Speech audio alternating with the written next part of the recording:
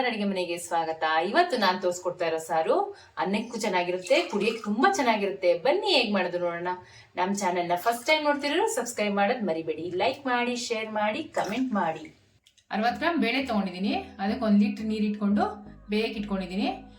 1 spoon ಅರಿಶಿನ ಹಾಕೊಂತ ಇದ್ದೀನಿ. ಇದಕ್ಕೆ ಇದನ್ನ ಚೆನ್ನಾಗಿ ಬೇಳೆ ಚೆನ್ನಾಗಿ ಸ್ಮ್ಯಾಶ್ ಆಗೋಂಗೆ ಬೇಯಬೇಕು. 3-4 ವಿಜಿಲ್ ಕೂಗಿಸ್ಕೊಳ್ಳೋಣ. ಒಂದು ಸ್ವಲ್ಪ ತುಪ್ಪ ಹಾಕೊಂಡು 1 ಟೇಬಲ್ ಸ್ಪೂನ್ ಜೀರಿಗೆ ತಗೊಂಡಿದ್ದೀನಿ. ಅದನ್ನ ತುಪ್ಪದಲ್ಲಿ ಹುರ್ಕೊಂತಾ ಇದ್ದೀನಿ.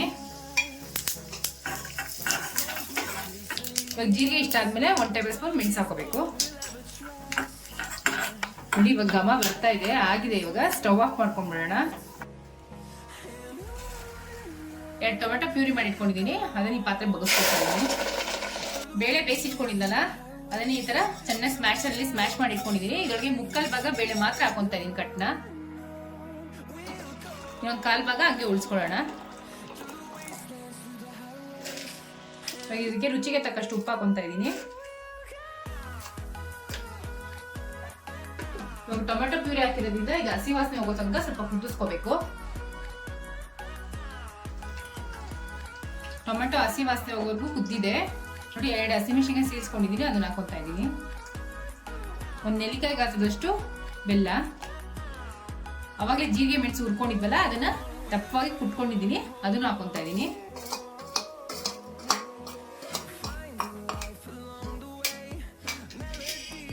ಇದು ತುಪ್ಪದಲ್ಲಿ ಒಗ್ಗರಣೆ ಮಾಡಿ ಇಟ್ಕೊಂಡಿದ್ದೀನಿ. ಅದನ್ನು ಹಾಕೋತಾ ಇದ್ದೀನಿ. ಇದು ಇನ್ನೊಂದು 2 ನಿಮಿಷ ಕುದಿಬೇಕು.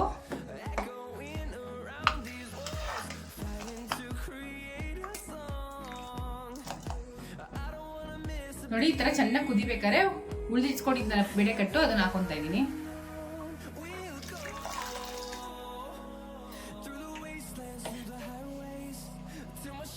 ಸಾರು ಚೆನ್ನಾಗಿ ಕುದಿದೆ. ನೋಡಿ 1 ನಿಂಬೆ ಹಣ್ಣು ಹಿಂಡ್ಕೊಂಡಿದ್ದೀನಿ. ಅದನ್ನ ಹಾಕ್ಬಿಟ್ಟು ಸ್ಟವ್ ಆಫ್ ಮಾಡ್ಕೊತಾ ಇದ್ದೀನಿ. ಇಳಿಸಿರೋ ಸಾರಿಗೆ 2 ಲೋಟ ನೋಡಿ ಈ ತರ ಅನಾನಸ್ ಜ್ಯೂಸ್ ಮಾಡಿ ಇಟ್ಕೊಂಡಿದ್ದೀನಿ. ಅದನ್ನ ಆಡ್ ಮಾಡ್ಕೊತಾ ಇದ್ದೀನಿ.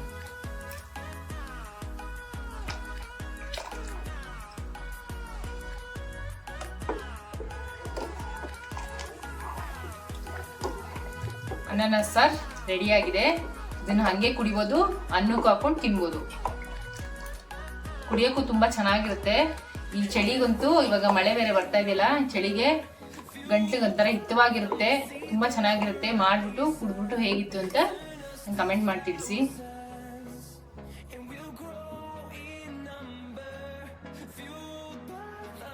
ಎಷ್ಟು ಚೆನ್ನಾಗಿದೆ ಅಂದ್ರೆ ಈ ಚಳಿಗೂ ಈ ಜೀರಿಗೆ, ಮೆಣಸು, ಪೈನಾಪಲ್ ರಸ ಎಲ್ಲ ಹಾಕಿರೋದ್ರಿಂದ ತುಂಬಾ ಚೆನ್ನಾಗಿದೆ.